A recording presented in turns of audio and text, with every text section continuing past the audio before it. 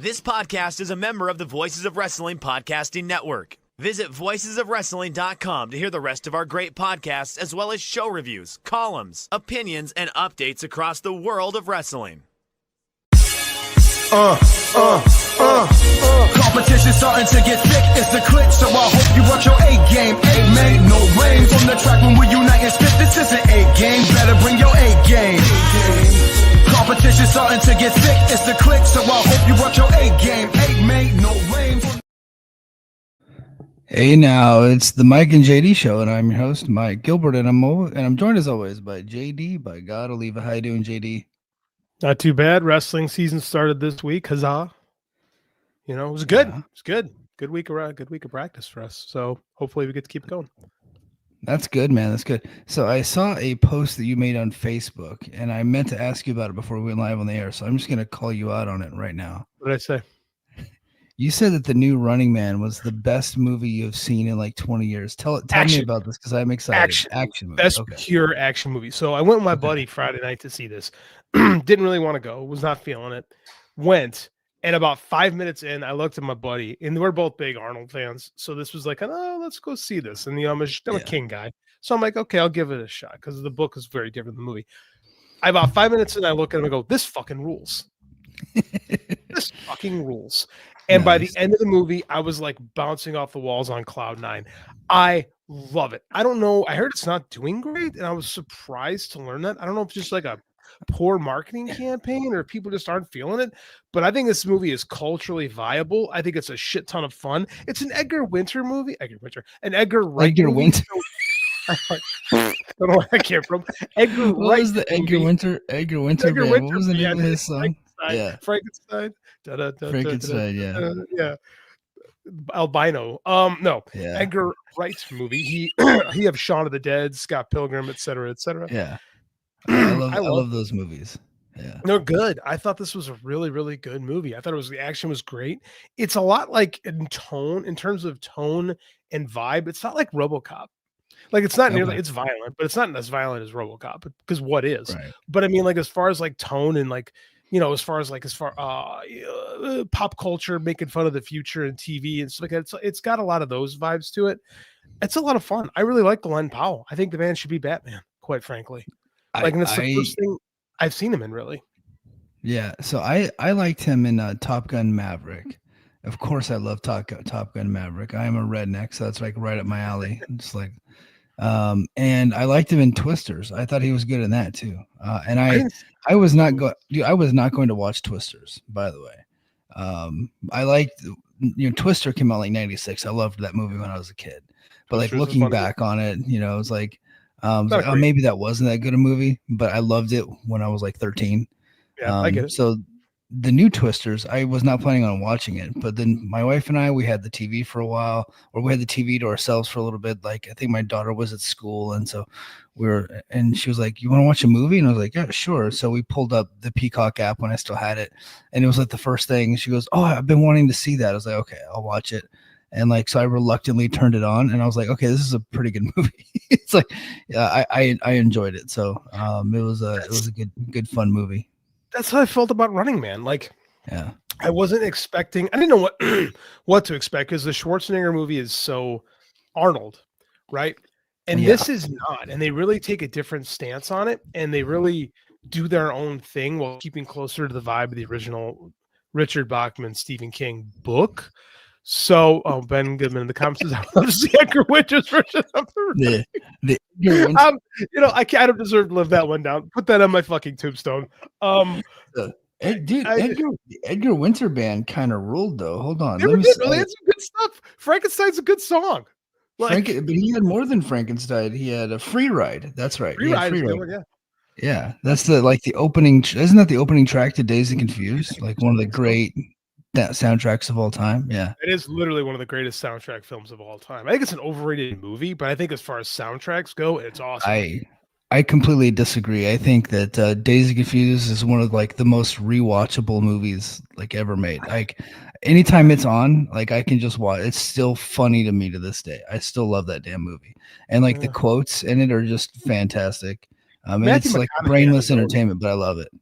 Matthew McConaughey on his own in the movie is remarkably quotable because we all know Yeah. that guy. Yes. Yeah. I don't know. I don't like it as much as I'm on an island on this. I totally realize that. Yeah. It's fine. It's fine. Yeah.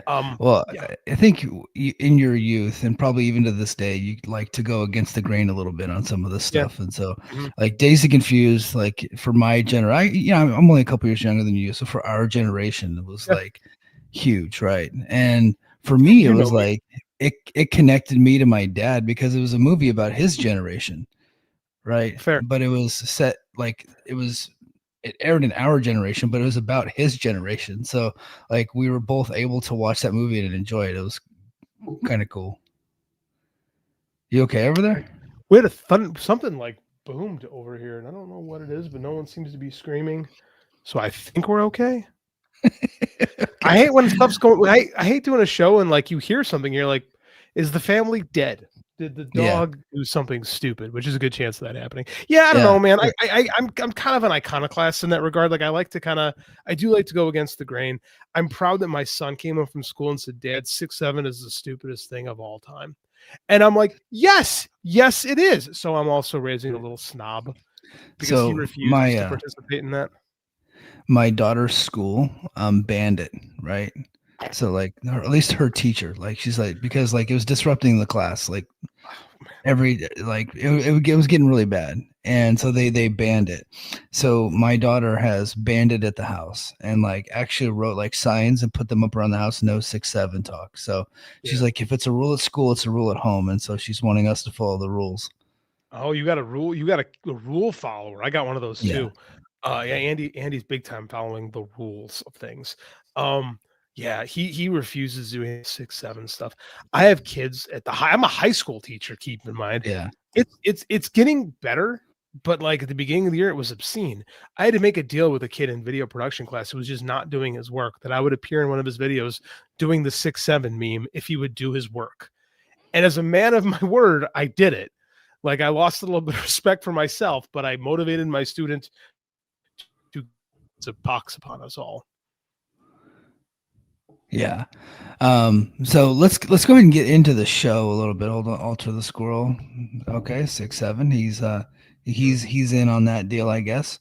Let's go ahead and get into the show though, man. So I wanted this to be a Hall of Fame retrospective. I wanted to talk about blood and right? Yeah, I wanted to talk about Bob Caudle. I wanted to talk about blood and guts, but these people at TNA, they just cannot seem to just not screw things up. I have a TNA podcast where I can cover all this stuff, but I did my show on Thursday night, and since Thursday, these guys are in the midst of one of the all-time worst PR weeks that any company could have. Like outside of things that were like not within their control, like these are self-inflicted wounds that they're creating, right? Now WWE's had some that were like, like people dying and things like that, like stuff that's like kind of like outside of their control. But this is all like TNA, being TNA, and for whatever reason, figuring out a way to shoot themselves in the foot. And even worse at times. So let's go ahead. We're going to go back, JD. We're going to go back to like Monday. We're going to go back to like Monday or Tuesday. Yeah. Brandon Thurston got the turnstile count report for Bound for Glory. Now I covered this on Thursday night, by the way, already. So I don't want to go like too deep into it, but I do want to get your opinion of it or just get your thoughts on it. So my initial thought is at least he's spreading the wealth on this. Like he's not just going to go after, because I was like, why are we going after AEW for stuff like this? Like, why are we? Like, he's going to WWE and he's going to do TNA. If he's going to spread the wealth along and now start going after Court Bauer's Cicero numbers, whatever. Sure, if he gets off on that, cool. I think the reason why he went after AEW and the reason why he's gone after TNA is because the information was available to him. I don't think that this is like a targeted thing, because I don't know. I in a world where we have all these problems, like worked attendance figures just don't bother me. Maybe I'm a bad journalist. No, they don't. Care. No, But no, continue. it's really not that big of a deal. But because I have a TNA podcast, I have to cover it, right? Like it's I news. get it. Yeah, But absolutely. it didn't really pick up that much traction. But I guess the moral of the story is, so they announced 7,794 tickets, right? That Mhm. was their attendance. Well, Brandon, because the Songa Center at the University of Massachusetts Lowell is like a publicly funded venue, right? He was able to get the actual gate receipts for how many people not only bought tickets, but for how many people actually went in. He got the turnstile count. It was similar to like AEW's All Out in London and even in Texas, right? So so it's a public venue, so he's able to get Mhm. that data, and so he actually had the actual freaking receipts, right? So it's irrefutable evidence. You cannot argue against the evidence that he's providing, right? Although people did try. so 'Cause so he gets it. So they yeah, announced 7,700 attendance, right? They sold 5,500 tickets for a gate of 390,000, which that is good for tremendous for TNA. TNA, by the way. Really good. Yeah, that's a good day at the office for TNA. Probably that's probably the biggest gate of all of their history. They've I bet never it is. announced that, but I'm assuming that it is. That's true. He also said that they had 6,100 tickets scanned. So then he goes to talk to Ross Foreman, whom I've had my dealings with in the past. And Ross Foreman was like, "Well, we had some VIP sections," and he goes, "Maybe there's some people that didn't get their tickets scanned." And he goes, "We also had like the crew. We count the crew as part of the attendance, and then the crew brought friends and family and this and that. But we're not talking the vendors, like the vendors on the outside. We're not talking them. So, a completely made up bullshit. I told everybody ahead of time that they were going to work this number because they were bound and determined to break this record. They didn't break the record. They got caught in a lie, and everybody made fun of them for it. So that's how the week starts, right? Good And start. good on Brandon for getting the data. Joel Pearl's in the chat. What's up, Big Joel? It says Brandon's system is to inquire after any company that runs a venue has public records I get requests that it. are obtainable. Yeah, I yeah. get it. Look, I just don't get we it. he's it's WrestleNomics. He's a Mhm. nerd. Like this is what he likes. He likes math. Get He it. likes spreadsheets. I subscribed in the past because he used to be able to get all the ratings information for TNA, and I was doing a TNA podcast. So it was valuable to me at the time. I quit subbing once he was not able to get that information anymore. But he put everything in a spreadsheet breakdown, and he had every available TV rating for TNA going back years and years and years on a spreadsheet. And it was like who in their right mind would actually like this? But he does, and I used it because I was writing stories about it. So it It's a worked. great resource. It's a great Yeah, if great it is resource. great. It is great when you're writing. 'Cause I remember back when I was writing to be able to call upon those kind of things and to Yeah. verify and whatnot. That's awesome. But God, I would not want to be that guy personally. Yeah, but some people are like love spreadsheets and numbers. So yeah, good for him. I think he's great at what he does. Mhm. Oh, And no doubt, no doubt. he's the only one doing it. And he pissed a lot of TNA fans off, right? Respect. Um, yes. So hold on, King of the North drops a super chat. King of the North, my brother. I said, To "Come get this belt, Gerard. Don't run from it." him and Gerard. He's been they're putting going belts at ass to Gerard on Twitter. So oh, big that's new too funny. distribution deal, Gerard. More on that later. But $2 uh, Canadian. What does that work out to be? I don't know. I mean, is Yeah. their economy better than ours right now? Because ours is in the Ours is tank. pretty shitty, so it can't be Yeah, worse. yeah. Mm. All right. So that's how the week starts, right? Ticket sales finds out they're frauds, and so we're like, okay, this can't. Nothing can be like worse than what that happened. Well, nope. You get to Thursday night, their live Impact special, and we talked about this on Overtime, but I'm just We kind of did. recapping their very bad week. And they get there, and they maybe have 200 people in a building that they set up for 600, just empty seats, just in full view. It looks terrible. The crowd is dead, and they've been off for a month, right? So they didn't do a very good job of promoting the show. They priced the tickets way too high for a venue that people mostly get into for free.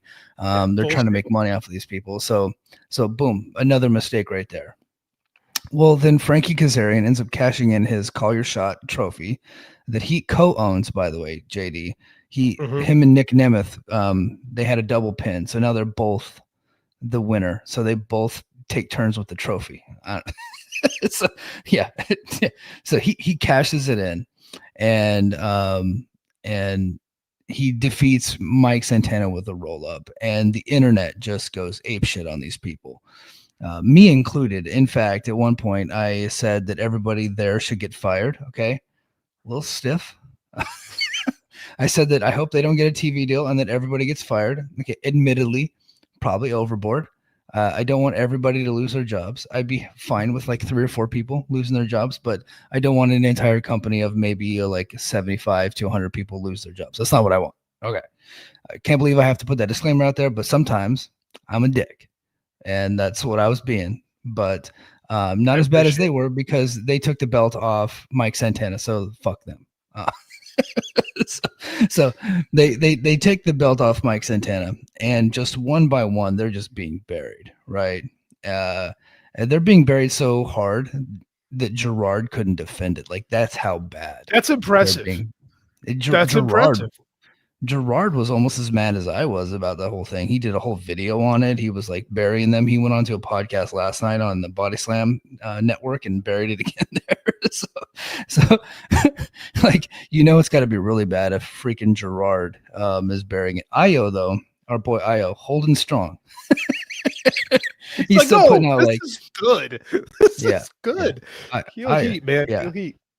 Yeah, Io holding strong. He's still like I said TNA fucking sucks, and he put like their ticket information under my tweet. I don't think anybody's gonna buy the tickets like they're gonna go to that site because he did that, but he's still holding strong. Like, I can't not respect the guy for how powerful he is.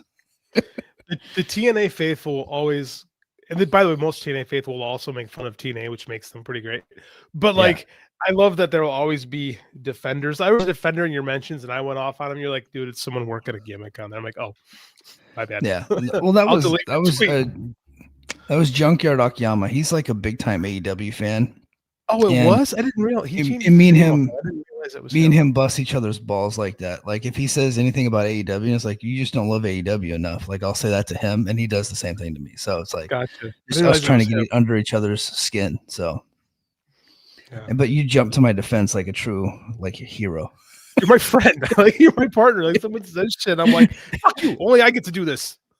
Yeah. Only JD gets to bust my balls. That's right. Okay. Yeah. So we're TNA Scots, continue. Yeah. So that's Thursday night. It's like, okay, this week can't get any worse for TNA. First, we start with the ticket sales, and then Mike Santana loses the belt.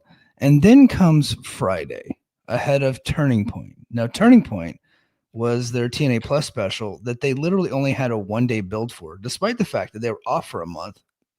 At any point during that month, they could have announced matches, yet they decided not to. They decided to wait till Thursday to announce matches for a show on Friday, right? Now, to their credit, they did sell the show out, 600 people. Okay, whatever. They did sell it out. It did look full. But as we all know with their attendance, they said 600, probably 450. Taking a wild guess. Okay. But during the day, somebody from that company, I don't know who it was. I guessed it was Tummy Dreamer because Mike Johnson was the first one to put out the story, but I've been told it was not Tummy. Okay, but somebody in that company, an executive, decided he's trying to work the dirt sheets by saying that Mike Santana has not been answering his phone. No one can get a hold of him, and he has not showed up to the building. Mike Santana, who the day before announced that he was 1,000 days sober, right? 20 years almost to the day of when Eddie Guerrero was found in his hotel room dead because of his addiction issues. They're saying that Mike Santana is not showing up and nobody can get a hold of him. Now, I don't think they thought it through, but that was the first thing that people thought of. In fact, whenever that story first broke, when PW Insider broke it, there were people saying, oh my God, I hope Mike's okay. And they sent that message to PW Insider. They tried to get Sean, but Ross Sapp's too smart, right? But Mike Johnson will just print whatever you tell him because he's a dipshit. He'll not only will he print whatever you tell him, he'll print whatever other people tell other reporters, and he'll call it his own news. Notorious for that. Mad if you call him out on it. Yeah. And then they got Dr. Featherbottom, put that out, and he was so heartbroken that he was lied to. that someone tried to work him, poor Featherbottom, and they sent it out to PWI, Pro Wrestling Illustrated. They tried to do the same thing because Mike no-showed an interview with them, and it was part of the storyline. Right, so they're putting Pro Wrestling Illustrated, famously kayfabe magazine. Continue. Yes, yeah, and so this thing lasts, and then when people started calling them out on it, then they leaked. They went ahead and had their contacts update the story that no, Mike is safe and he's actually at the building. It's like, you dipshits, man. Pro wrestling. See, I'm always okay. I'm the first guy to be like, hey man, I like seeing a little bit of work in. I don't mind, I don't mind when people are a little bit grimy with pro wrestling a little bit. And I don't think they thought people were thinking that Mike Santana would fall back into addiction. I truly don't believe that is what they were going. I think they were trying to go that he was pulling out of the company for being this very Russo-esque storyline they're putting together. Yeah. Where the idea being that Mike is so mad that he had to put over Frankie Kazarian that he's not coming to work anymore, because we can't fucking get out of the 2000s. We just can't. We have all died and gone to pro wrestling hell where every dumb fucking idea Vince Russo had is just going to loop around us forever. And it's a cycle that we can't get out. So here we are. And I can't believe a guy got mad that a wrestling person tried to work him. These people are not your friends. I'm going to keep saying this again. Like anyone who's a pro wrestler, but they're different. They're my butt. No, they are liars, professional liars. If you're a journalist and there's a wrestler or an executive that's willingly giving you inside information, it's because they it's like currency to them. They're putting it out there for a reason. They're either advancing a storyline, or they're trying to get back at somebody, or they're trying to get something out of it. You know what I mean? Yeah, I know exactly what you mean because I played a role in this 5 years ago. Yes, that's Don right. Callis. Yes, I was worked by Don Callis, but I knew it. I knew he had something in mind. I wasn't sure what it was. I remember having this conversation with Garrett and Justin Nipper, and Garrett goes, "What's his angle? Why is he working us?" And I said, "I don't know, but he chose me, so I want to go with it." And it was fun to use it to do the Kenny Omega turn. I'm not heartbroken about that. I'm not like, I can't believe he lied to me. I played into it. Don Callis called me a mark or some shit like that on Wine. It was fun. Like pro wrestling, man. Join. Yeah. Like I don't know. And here's the problem. Here's what I really see as a problem. Did you say Cuck Chair Carlos made himself a character on the show now? Oh, we're not even to that point yet. Like that's the next step. So we haven't even hit turning point yet. We're not even so let's get to turning point. So on turning point on the pre-show, Frankie Kazarian calls out Carlos Silva. Carlos Silva comes out and they did an angle. Like he didn't get attacked or anything like that, but they did an angle because they're trying to find out like who the NXT people are that attacked everybody, and they think that Frankie's in on it right at this point in the storyline. They think that Frankie's in on it, and so they said they're going to be launching an investigation and yada yada. This is part of the gimmick. They didn't need Carlos Silva for that because they have an on-screen general manager, right? But these carnies in creative, they can't not get the boss on television. They did the same thing to Scott. Now, I don't think Scott's arm had to get twisted on that. They did the same thing to D'Amore. Yeah, Scott's always loved being on TV, so let's not sugarcoat that. Yeah, but he will tell you that he did not want to do it, and it was R.D. Evans and Jimmy Jacobs talking him into it, right? so yeah. Yeah, but every time that he was a character on in TNA, even when he was a wrestler, he always figured out a way to get himself right into the camera. When he was like the manager for Team Canada, that dude was barking into the camera and trying to be in almost every segment. Dude, when we started Brace for Impact, 4 years ago now, like I used to compare, the whole show revolved around Scott. Like I used to say, if you watch TNA Impact, it is, or just back then it was just Impact. It's essentially the Muppet Show of pro wrestling with Scott as Kermit. Trying to, if you ever watched the original Muppet Show, the whole thing is about how Kermit was trying to hold the show together with all these lunatics. That's exactly what Impact was when Scott was running things with his little headset on. Come on, man! Tell me that guy doesn't love the camera. Like his headset's not plugged into anything, and he's just wearing it at all times. But you know, at least what I can say for Scott, he was a seasoned performer. I thought he was a pretty Agreed. good I on-screen agree with that. character. I do agree But with so that. BQ reported this after Scott had got fired, that the reason why Santino was hired is because the Anthem folks were sick of seeing Scott on TV. So they wanted to phase Scott off TV, but they brought in Santino as the authority figure. They purchased the name to Santino, and he comes in, and instead of phasing Scott out, Scott was on just as much as he always was, but we just have two authority figures. And so it looks like we're heading there now with Carlos Silva, who Joel said Carlos loves being front and center. Carlos wants to be, and we're seeing this, it's in WWE too with Triple H. Carlos wants to be the Dana White of TNA, and he's put himself front and center. I mean, look, I'll be honest. Admittedly, I did not watch World Series of Fighting back then or the PFL. When he was the president of the PFL, I just didn't watch it, but I get the feeling that he might have been like heavily involved in that too, whenever he was the president. And in fact, I think certain people were fired after he was hired because he wanted everybody to know exactly who was in charge, right? So next thing you know, Ariel's gone and Gail's gone, and anybody that he thought maybe was probably like after his spot or maybe a threat to his authority, they had to go. So he's very much wanting to be the guy that's in charge. At least Tony took himself off TV. That's all. Yeah, that's all I got. That's good. He's been back on TV lately though. Now, where is he really? Yeah. With the Young Bucks storyline, it's the Young Bucks and Tony, and he was also on TV with MJF recently too. Before MJF went to go film another movie. So, yeah. The egos on these. I guess you have to have a massive ego to want to run a professional wrestling company, but they all suck. God, again, one more time, the Vince Russo cycle of the 2000s, like everything is for the control of the company, and I hate it. I hate it all so much. I actually miss Jack Tunney, like this vapid suit that would just show up and say things once in a while, make this declaration, and leave. Yeah, God, Nick Bockwinkel, same thing. Yeah, Nick Bockwinkel's cool in WCW, I thought. I mean, like the authority figure thing can work if it's the right person, but it gets so played out. It's so tropey. We've had it on television since, Eric Bischoff turned heel. 30 years. It's been 30 fucking years. Get a new idea. I would love pro wrestling if they just did something, I don't know, new. Yeah. And then, so, yeah. I'll be honest.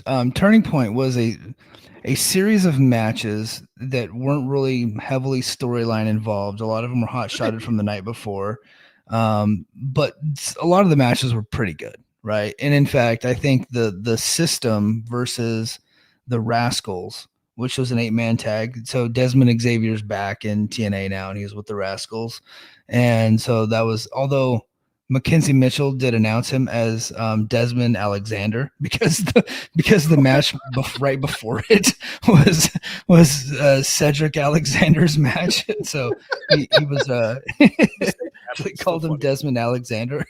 It's just like, it's from the girl that said Ching Chong China. She's calling him Desmond Alexander. Like she's had a rough year. Mike? Her errors are funny, so I'm just curious. Like, is she actually good at this job? I think mostly she's pretty good at the job. She's definitely an upgrade over Penzer, and I would say an upgrade over Jade Chung. But she's not like top tier or anything like that. I mean, look, how hard can that job be? You got to read the names off your card, and just enunciate and do it and have a nice voice. But she is a professional, I would say. But yeah, she's got 2 really bad screw ups in a year's time. Hey man, Michael Buffer called him Brett the Hitman Clark once. Yeah, that happened. Yeah. But I do think that Turning Point, even though it was a very inconsequential show, ended up being pretty good. But here's where they screwed up again. So the main event, they did the whole storyline with Mike Santana. Nobody's seen or heard from him. His tag team partner, Steve Macklin, they're in the main event, and it's against Nick Nemeth, and Frankie Kazarian, the new champion. So Macklin, he's playing I'm a Marine, I'll fuck these guys up myself. So he does the handicap match for a while, and then Mike Santana shows up halfway through the match. No explanation as to where he's been. just shows up, elbow all taped up because he got it smashed in a chair the night before.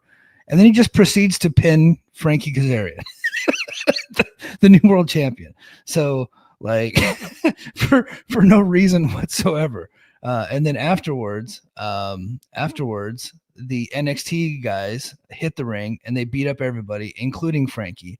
And so that's how they go off the air with the NXT guys, kind of destroying everything. But here's the problem with the NXT guys. They're all geeks.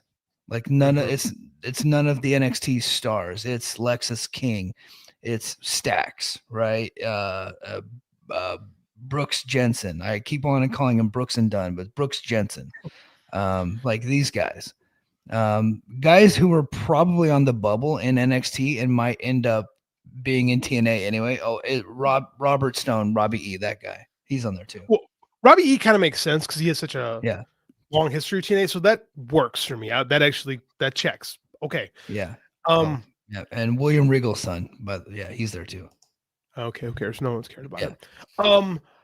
It's funny to me. I just remember back when Lexus King first showed up at NXT like 2 years ago, when we first heard the Tony fumbled, Lexus King cooks, because everyone who talks on Twitter talks like that, and I hate them all, and I wish they were dead. And then these people just go, oh wait, it's still Brian Pillman Jr. and he's still not good at professional wrestling. So the fact that he continues to fail downward is entertaining to me, because he got a lot of opportunities just because his dad was pretty good. So I don't know, man. This whole thing, I'm surprised we're still going with this, to be honest with you. But I guess it's not as important to NXT anymore if we've truly relegated the C team to it. Okay, so you would think that's where the TNA's very bad weekends. But there's more. Oh, but there's more. Oh, but there's more. So the next night, so Saturday night was the TV tapings. So they did Thursday night a live episode, and they taped some stuff before they went live, like on their pre-show. Turning Point was like their pay-per-view or their TNA Plus special, and then Saturday night is their tapings afterwards. It's going to carry them into Final Resolution in El Paso next month. So they did the TV tapings. So during the TV tapings, it was revealed, spoiler guys, if you're in the chat or if you're watching live or if you're on audio or wherever you're listening to this, I'm gonna give you guys a spoiler. So giving you an opportunity to just shut the show off right now. So here's a spoiler. They proceeded to book for the main event of Final Resolution, Frankie Kazarian defending his title against Fandango, otherwise known as Johnny Dango Curtis, JDC, who is retiring in January. So as part of his retirement gift, they're going to give him a main event. People are going to spend their hard-earned money for that main event. So world title match with Fandango and Frankie Kazarian, Final Resolution, El Paso, Texas. So there you go. You're 100% right that they're just doing the Josh Alexander story over. Yes. It's the exact same thing. I remember 3 years ago, we were like, why the fuck wouldn't Moose defend against Josh Alexander immediately? And we had no answers then. And they didn't either. They just kept it away. So we're doing the same fucking thing. Yep. And to your point, JD, on that same taping, Mike Santana came out and announced that he's not focused on Frankie right now. He wants to go after all the NXT guys that keeps attacking him, and he's going to one by one beat them up. That's exactly what Josh did. That's the same exact story. Like, again, I'm just begging people to do something different. Like, do something new. That story is like 3 years old. Like, what the fuck? Like, it's 3 years old in the same company. In the same company. Slight variations, but it's the same story beats. So instead of beating Josh at Bound for Glory, like when they beat Josh at Bound for Glory, they did it on the very next live event. Who wants this? You can't know. We got a lot of these TNA Mecca people that show up and listen to you and stuff. Not me, they listen to you. Who wants to see Frankie Kazarian versus Fandango in a main event? Like, who thinks this is good? I'm so confused. That match was booked for their friends, legitimately, because I'm telling you, JD, Johnny Dango Curtis, JDC, is one of the more beloved guys in that company, and I he's get that. retiring. That's what they did. Fine. Like it's literally it's like we love this guy, and he's had some pretty good matches this year. No, he's not like a star. He shouldn't be in a main event, but But this is Mike, they legitimately booked it because he's their friend. Mike, we're not talking about a TNA special. We're talking about a pay-per-view, correct? No, TNA special. Oh, TNA plus special. okay. Then if that's the It's case, I take it back. it's gonna It be doesn't on matter. Friday night head to head with SmackDown. It's yeah. Hey, They'll be lucky to sell 2,000 tickets to that. Okay, that's they're not gonna sell shit. You're right. But if it's Yeah. just a TNA special, I find it less offensive. So whatever. Yeah. It's still stupid, but whatever. Yeah. And then but wait, there's more. Oh, there's more, you say? Yeah. Before the end of the night. So there's this guy in Orlando, Florida named Jacob Cohen. And he goes to every wrestling show that's in Orlando. And he's always there. If TV, like no matter how big or how small, he goes to all of them that are there. And he's got a pretty active Twitter account, and he was taking pictures of the matches, and he doesn't spoil anything. He doesn't like give you match results or anything like that, but he'll tell you what matches he's watching. Yeah. And that's it. Well, they kicked him out for that. They went and said that he was videotaping the matches, and they went and kicked him out. And then they went and kicked out, I guess, a family with a couple of kids because they were allegedly filming the matches. They all claimed their innocence, but TNA said they didn't care and actually kicked these people out, would not even give them a refund. And so, which prompted Tony Khan to then tag Jacob Cohen on Twitter. Tony Khan did this immediately afterwards and said, "You're always welcome at our shows in Orlando. Anytime we come to town, you're always welcome." So it's like these guys just can't not get out of their own way. Jacob Cohen does go to the. I remember when AEW was running the old Impact Zone. He was doing the same thing. That's where I first heard it from. Why? Why?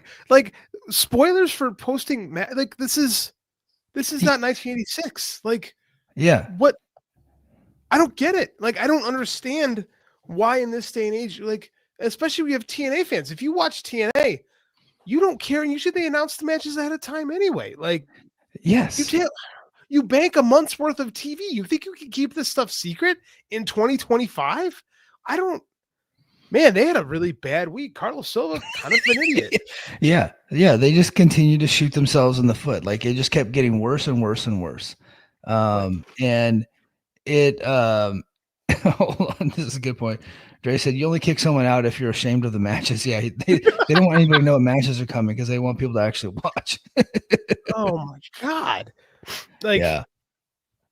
That's just great too, because Chris Jericho last week, who's very clearly on his way back to WWE, had to point out that TNA looked like the second biggest company in the world compared to those tapings from when they ran the what do you call it, the ECW arena. ECW, It's like that was like 3 months ago, and okay, sure, pal. Boy, he really, he's this knack. Chris Jericho has a knack for keeping his name in the news and saying the wrong thing at the wrong time. Like, just never fucking fails. Yeah, he said that, and then a day later, they pulled all those shenanigans, like the bottom was fell out. Because I'll be honest, for a year, unbelievable. Continue. He said that podcast came out after the Brandon Thurston story hit, so more people were talking about what Jericho said versus Brandon's story. Like it like the Brandon story had been kicked out of the news cycle already at that point, and now everybody's talking about Jericho. And like Jericho propping up TNA, and is he going to go to WWE? So like that, like it kicked Thurston's story out of the headlines already. And so I was like, okay, this is actually kind of a win for TNA because Jericho has changed the news, right? And then immediately just one self-inflicted gunshot wound after another from TNA, and then it ends with him kicking one of the most loyal hardcore fans that they have, kicking him out of the building because he was taking pictures of the entrances, not even giving away match spoilers or anything like that. Like nobody knows who won the matches, right? Well, I mean, they do now because Gerard posted all the spoilers on Body Slam, but it's like, it's all going to come out anyway. Brother, it's 2025. Everyone's got a cell phone. This is actually a hotspot. My phone's a camera, so I had to use a prop. Everyone's got a phone with a camera in it. Like pictures are going to get taken. I don't understand where we're headed. I mean, like it's so. The beauty of this is it's so TNA. Like this is stupid shit like this is woven into the DNA of this company that called itself TNA because Jerry Jarrett thought people might get confused and think it was porn or when they ordered it. That's a true story. Yes. Yeah, tits and ass wrestling. It's an ass wrestling from day one. They thought Purrs would go, oh, we'll order this. Yeah.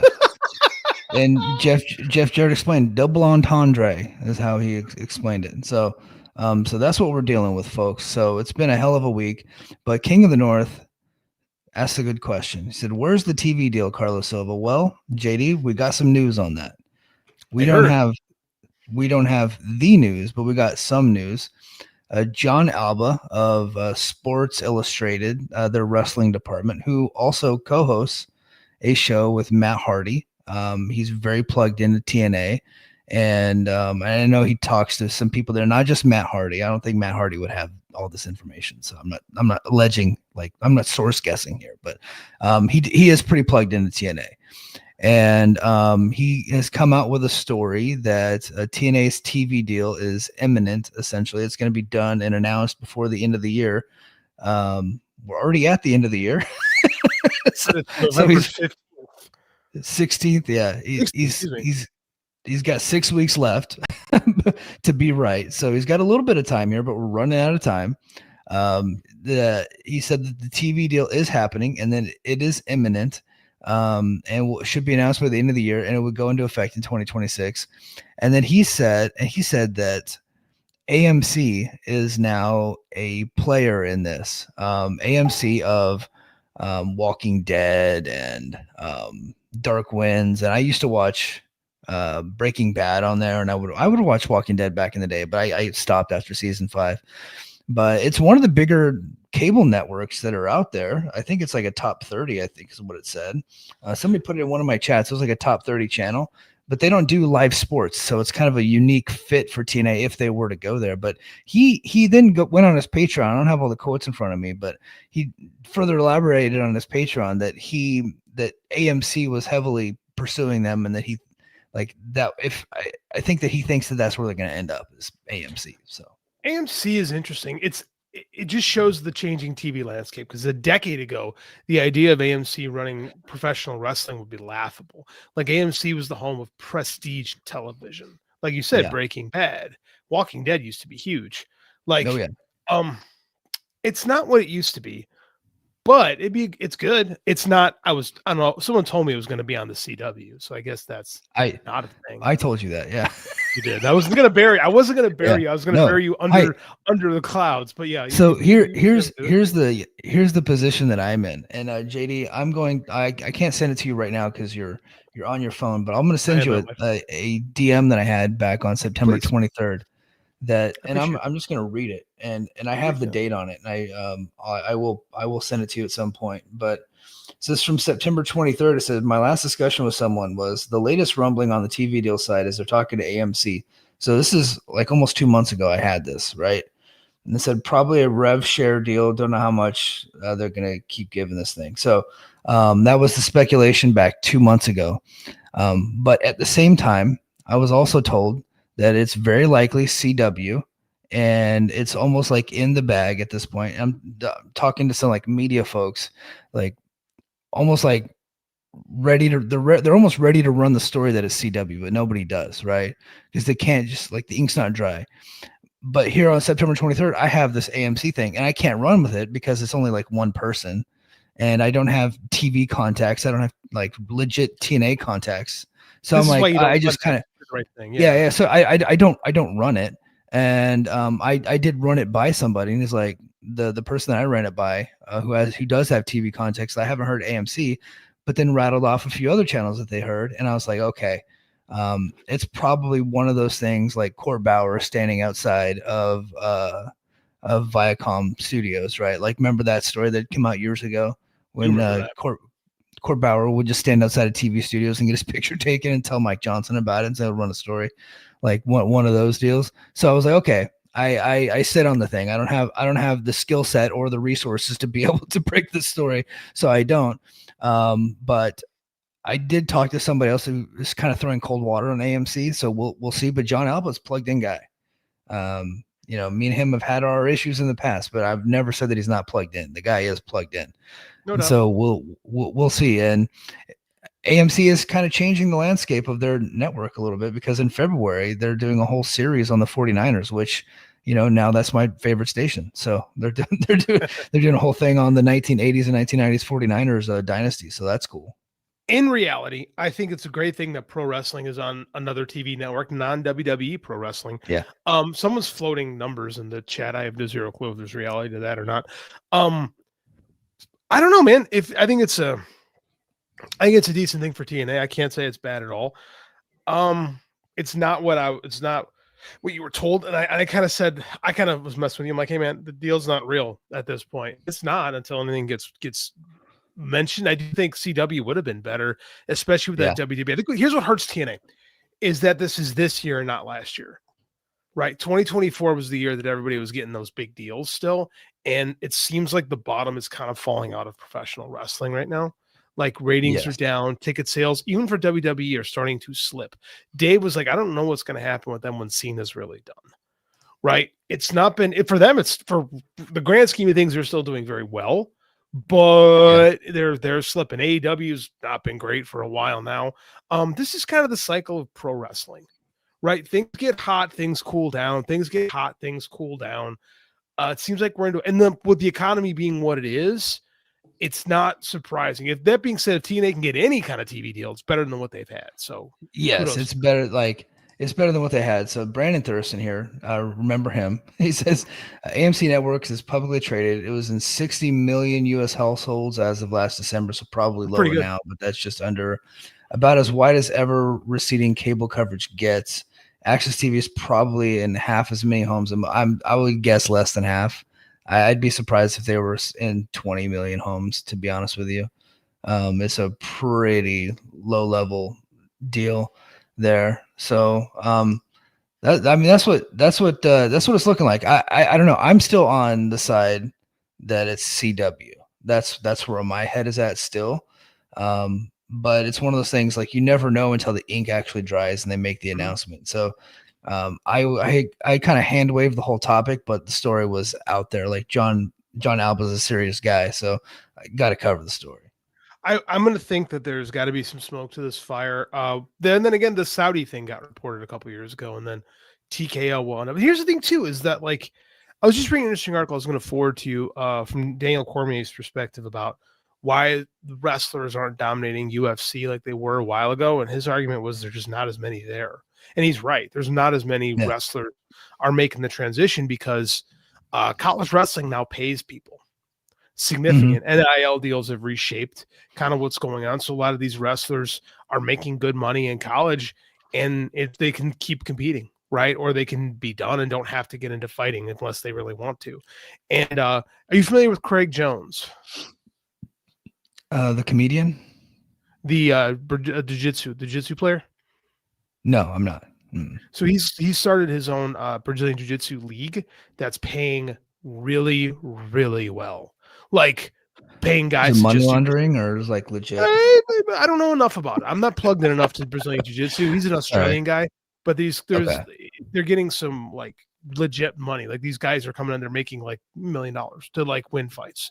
Like, so a lot of the top BJJ guys are like starting to go, man, I just kind of want to fight BJJ. I don't want to get punched in the face and not get paid well. And that's the problem. Yeah. Is that Dana White he'll defend up and down he'll defend not paying people until the cows come home so he can become a billionaire and that the people actually make money for him. Like, again, what's his big thing with the Khabib? Khabib went on a tour, went to these Muslim countries, they gave him all this money, and he decided he didn't want to fight anymore.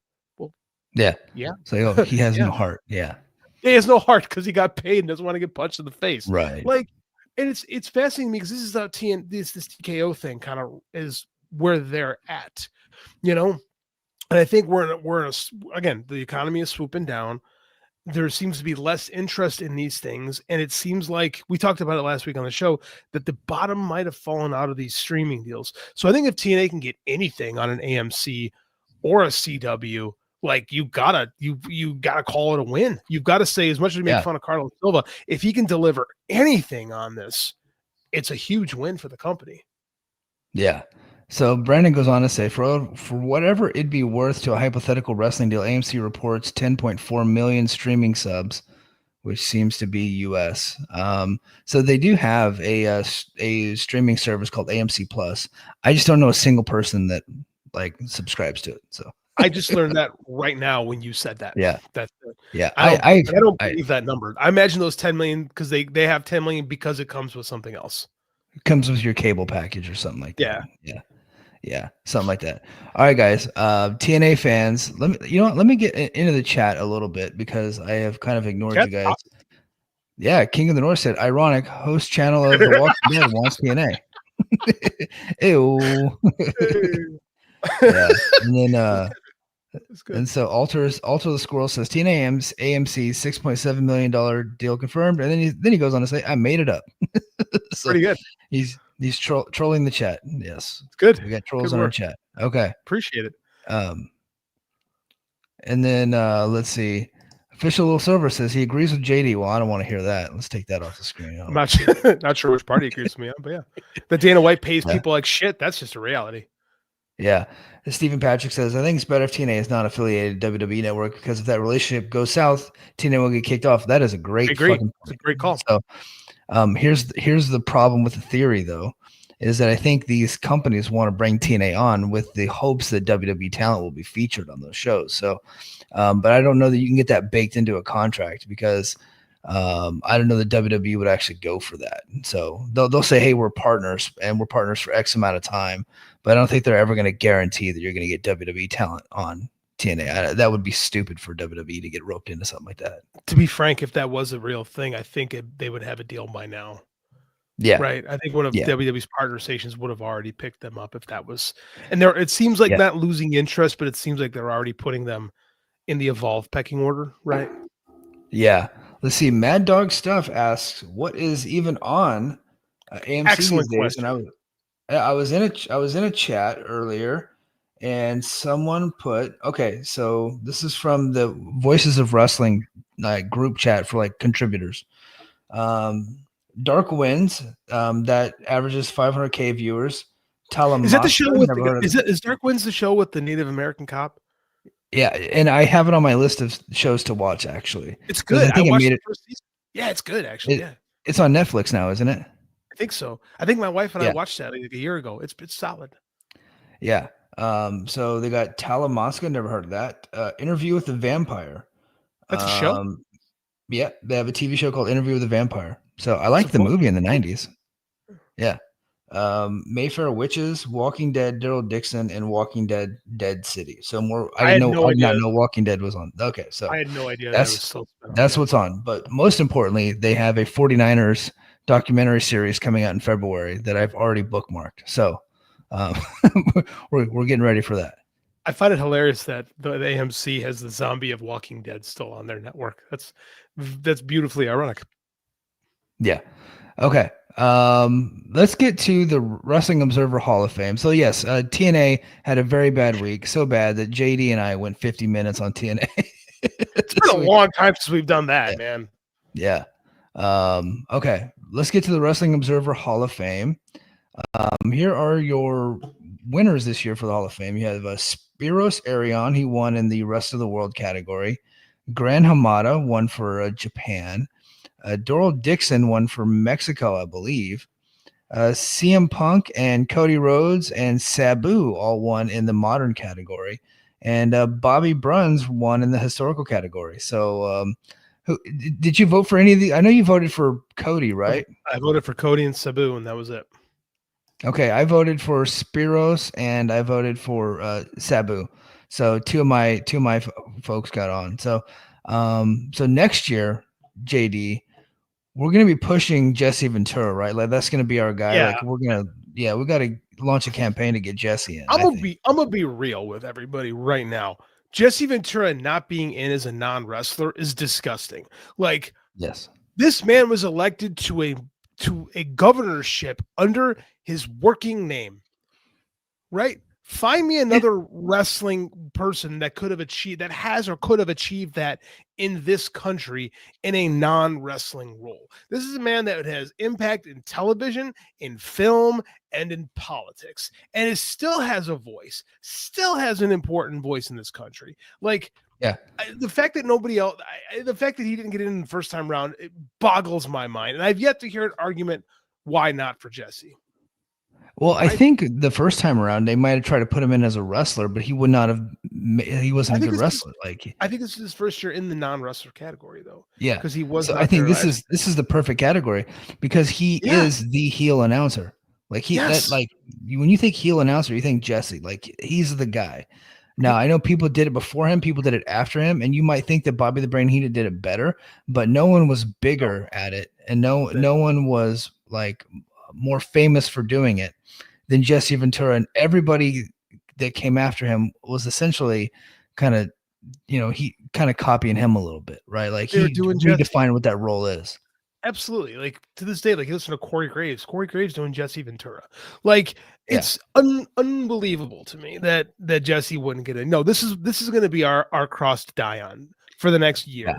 Is we are going. I'm seriously, the two of us need to go on podcasts next year across this great land and preach the name of Jesse the Body Ventura, because like I don't know if Jesse Ventura is not a exemplary Hall of Fame non-wrestler. I don't know what one is. I really don't.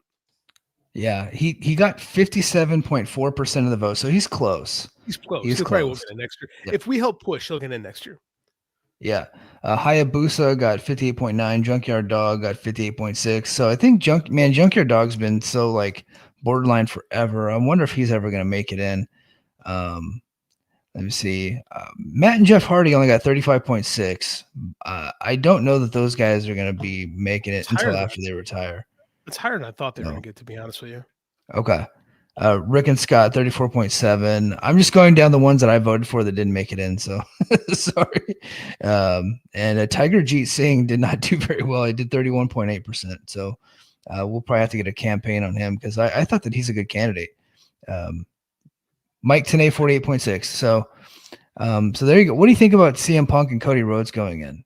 I voted for Cody. Like when you think about what Cody was able to do outside of the system and proving his value to coming back to the system, and then like basically spearheading the reinvigoration of the company, like I feel like that's a pretty damn good case for the Hall of Fame. And I think I heard Bix making the argument for Cody, and I was like, yeah, that kind of makes sense, right? Like because he moved numbers for AEW when they launched, moved numbers on the Indies when he left.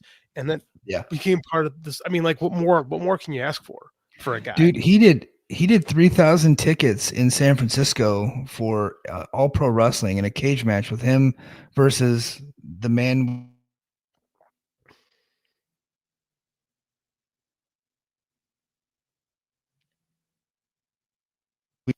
Did we cut out for a sec? Yeah, I'm back. You here? Yeah. Mike? Hold on. Yeah. Can you hear me? I hear you just fine. Okay. My headphone cut out. My headphones died. So okay. Oh. So okay. But yeah, he ran the Cow Palace, 3,000 people on an independent show before All In. And so I think that he's very much a worthy candidate. I think CM Punk's a worthy candidate. I know that he left a bad taste in people's mouths after the way he left AEW, but you cannot deny that the guy is not a draw. And I think that when you're talking about the history of the business, if you take CM Punk out, is it different? And I would say yes. Like he is a very piece of the wrestling business and a very worthy Hall of Famer. I probably will vote Punk in eventually, but I think there's people on the list right now that I think I'm going to put him. He's in. Oh, Punk did get it. Yeah, I'm just not that worried about voting him ever again. Yeah. So yeah. Punk good. So I'm really glad because I was taking heat because I did not fill up my bracket and I left those two guys off of there, even though I told people I thought they deserved to be on. I just wanted to vote for like other people that had already retired. So or they were in their careers. I filled mine this year. I couldn't think of a reason not to fill it. Like, I don't know. It's like if I go to the buffet and they say you get this much food, like I should take it, right? Because like I'm being given that. It's silly not to. So I did. I voted for some people that I hadn't thought of before, but I read like Chris Zellner's picks and I read some other people's picks. I'm like, you know what? They make a good case. So I'm a guy who, if you present me a case and I find that your case is viable and holds water, I can be sold on spending my vote on somebody. Yeah, for sure. All right. So right before we went, actually it was like, it might've been earlier today. We lost Bob Caudle. He was the famous, play-by-play guy from Mid-Atlantic. Mhm. and he also was in a WCW, and he did play-by-play for Smoky Mountain Wrestling, which is near and dear to my heart. Mhm. He's also appeared on AEW. I think he died at age 95, so that man had a hell of a run. That's a Mhm. good life right there. But Absolutely. Bob Caudle, I love Bob Caudle. I think that he's got a great like announcer voice. Bob Cuddle. Um, Yeah, exactly. like he could, I think he could have announced any sport if he wanted to, and he probably did. Like, I don't know much about like his career outside of pro wrestling, but I get the feeling that like if he would have called football, he would have been really good at it too. I just thought he was just a really good announcer, great voice, and he wasn't like he didn't like know all the moves, and wasn't like as like, quick as a guy like Jim Ross back in the day, or Tony Gordon Schiavone. But I Soley. just thought that he was like this friendly old man that had a really great voice, that just loved professional wrestler and will get really insulted when the heels cheated. Yeah, he was like your wrestling grandpa. That's the way I always Yeah. looked at him when I saw Bob Caudle. I go back and watch old WCW tapes or old NWA tapes, and Bob Caudle's there. I don't know enough about him as a person, and I'm really looking forward to the Observer this week, Yeah. just to read what Dave has to say about him. So I mean, like I'm super curious, and I might actually listen to the Cornette show this week. I haven't listened to him in a while because I imagine Yeah. Jim Cornette's gonna have a lot of pretty good Bob Caudle stories. So like, I hate doing this, but I mean, with the man who was 95, I don't think I can shed a lot of tears because, like, man, you had a life. Like Right. you lived life, dude. Like, Yeah. that's amazing. Yeah. He was That's a old really, with kids.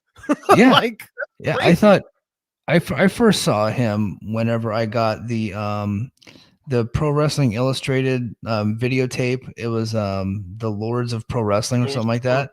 Words of And the like Ring. Lords of the Ring, that's right. Yeah. And he was announcing matches on that. So I just thought he was awesome. So rest in peace, Bob Caudle, age 95. So Good run. Good run. yeah, really good run. Okay, last topic, and we're already over the hour mark. Thank you everybody for being here. We head to patreon.com/the Mike and JD show. It took me an hour to plug our shit. So Oh wow. We're off tonight. yeah. Lastly, I know that you and I both watched Blood and Guts this week, so I thought I'd try to get your thoughts on it, man. I really enjoyed Blood and Guts this year. I thought maybe 2 cage matches was probably way too much, and I thought there's at times there was a bunch of sloppiness, which is what you get in those matches. So it was just a fun show with lots of blood and guts, man. That was awesome. Those chicks worked their asses off. They did. They wrestled. They had something to prove, and they went out there. All 10 of them were like, "We're gonna make this." I thought the women's match was better than the men's match. Same here. Because I didn't think the men's match was very good until like the last 2 minutes, to be honest with you. Yeah, and like the last 2 minutes the finish was great, but I thought the women's match was awesome, the whole thing. Agreed. I think I think the combination of women they currently have in AEW is like clearly the best they've ever had. But I mean, it's really good. Like whenever there's women's wrestling on that show, I'm like, man, I quite enjoy what the women of AEW are doing by and large at the moment. So I mean, that's a shit ton of fun, and just seeing them just gouge each other and bleed and go to war. And what did Tony Storm had this comment? Don't ask God for mercy. He's a big fan of our work. Like, I'm like, that's fucking awesome. Like, this is great shit. Like, I expected the men's match to be what it was, but I thought it was fine. It was good. I mean, I like war games, so like it's always going to spot for me. I think the concept of doing the two matches worked this year. I thought the same. I thought it's going to be too much. Yeah. And then after the wins of that, I'm probably going to be burnt out. I'm probably not going to have it for the men's, and it was fine. So, big win for AEW this week. Yeah, big win. And the palate cleanser was a world title match with Adam Page and Will Hobbs, which was also fucking awesome. It was. I love Will Hobbs. I wish he had just a little more personality. Yeah. Like that's the one thing I think that guy lacks is just a little more personality. I think he could really beat some because he's really good in the ring and he's got a phenomenal look to him.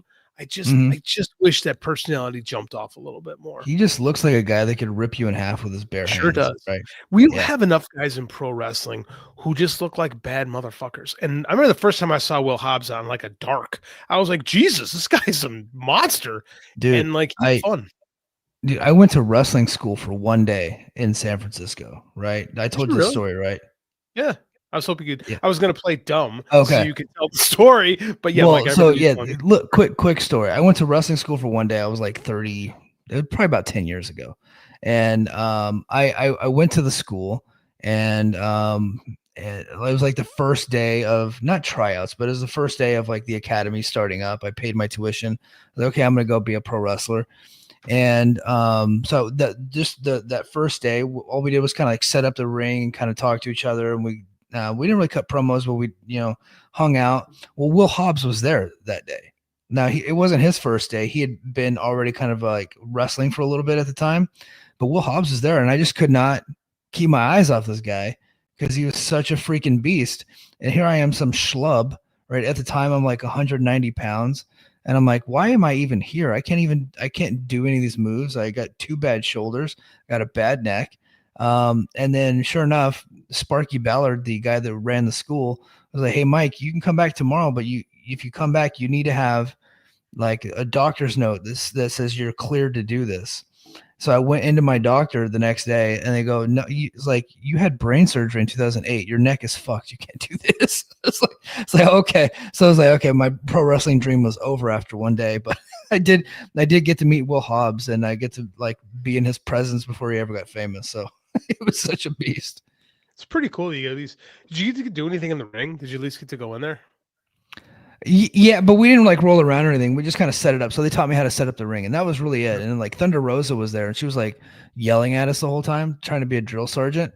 And like I was there with some kids, right? Like 17-year-old kids, and I'm like 30, and they're all like kind of nervous and like thinking she's mean, and like they're looking at me. It's like this doesn't bother you? I was like, brother. I was like, I went through basic training. I've been to Afghanistan.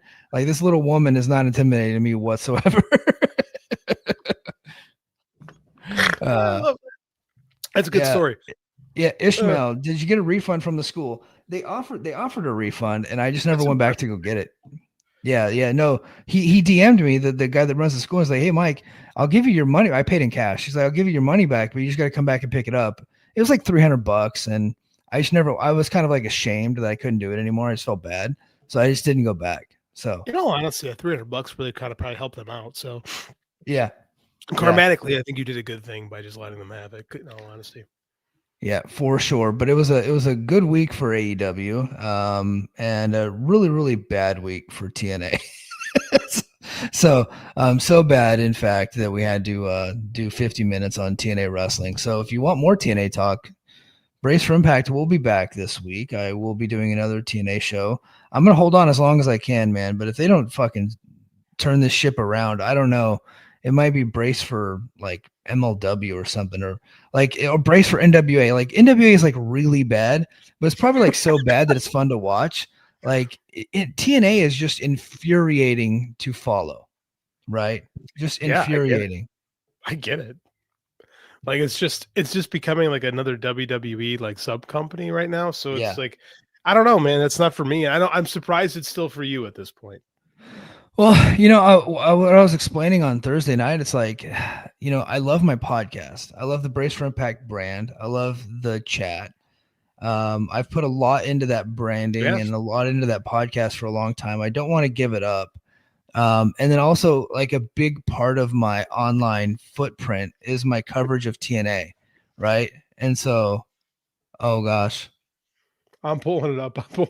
Okay. Mike Gilbert presents Born for Greatness. That actually might be the show, now that I think about it.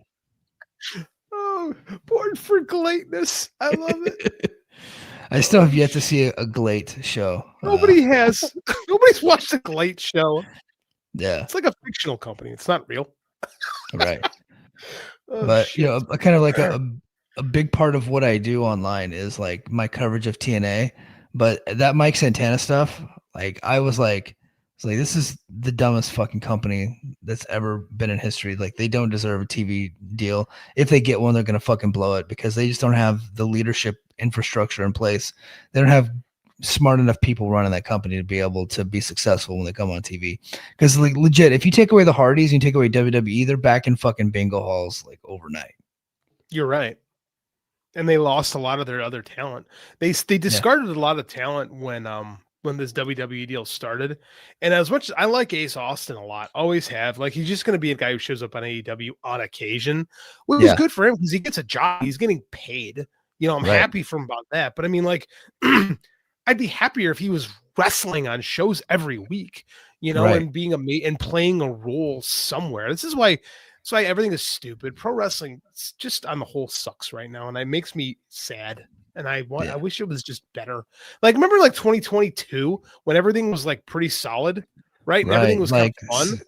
Yeah, like CM Punk was back, and like we were coming out of the pandemic, and crowds were huge, and wrestling was great. Like, you had Vince was getting out of wrestling, and WWE starts getting better, and like now the two companies are actively competing. Well, like that peak is done, man. WWE's numbers are falling, and they're flailing right now. Once Cena's gone, I worry about. I don't really worry about them. I think that 2026 can be a tough year for them, not monetarily because their TV deals are locked in, but I'm just talking about popularity wise.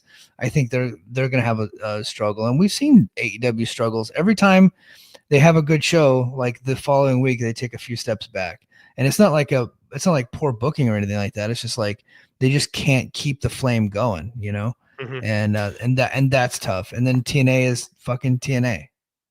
It's just hard. Like it's hard to keep things interesting. And like I said, I would love to see someone do something unique. And it seemed like here's where I know things are slipping is like, I teach high school kids, right? And I knew WWE was really popular when I would walk into class and kids would do the tribal chief ones, right? That's when I was like, God damn, WWE is fucking popular. And it's been a while since I've heard anyone talking about WWE in class. It's been a while since I've seen somebody turn in a WWE related project. So it's kind of like these are the kind of like it's anecdotal evidence. Don't get me wrong, but it's ones that I can kind of like just because I'm around kids all the time. I kind of get the vibe, and WWE specifically kind of still kind of gears themselves a little bit for that. But a lot of the TKO decisions, like they're just come and say, yeah, we're trying to make as much money as possible. We don't give a fuck about families and stuff like that. Like it's just their attitudes are just kind of like, do I really want to be a part of this? And then I don't know. There's just something about them, man. And New Japan sucks too. And I'm supposed to be sad.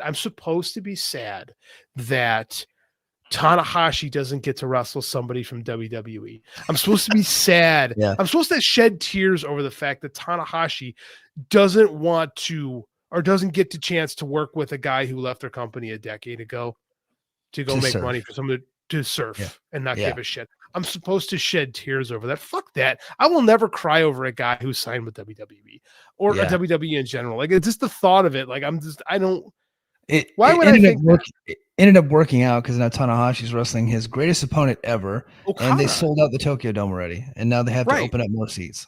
But no, I'm supposed to be sad that I don't get to see Nakamura half-ass it in New Japan. Like, did you see that there's some Alex Jones types saying that Tony Khan vetoed Nakamura, and that's why we're not getting that match. It's like they just made it up, by the way. Like that was never like a thing. That was not true. It was something that they just said. But Kadani said like Tanahashi wanted it, and Kadani's like, nah, we're not going to do that. Like we do business with these guys.